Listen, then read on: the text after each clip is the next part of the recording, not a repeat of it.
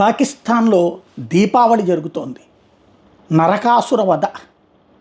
కాకపోతే ఒక నరకాసురుడు ఇంకో నరకాసురుని చంపుకుంటున్నాడు. అక్కడ నరకాసురులు ఐఎస్ఐ నరకాసురులే, తీవ్రవాదులు నరకాసురులే, సైన్యము నరకాసురులే.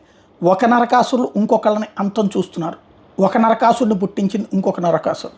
ఇప్పుడు వాళ్ళకి జరుగుతున్నటువంటి తాజాగా చూస్తే తుర్బాట్ ప్రాంతంలో ఆర్మీ వెహికల్ని ఐఈడితో పేల్చేశారు బెలూచ్ స్వతంత్ర సమరయోధులు అన్నటువంటి పేరుతో.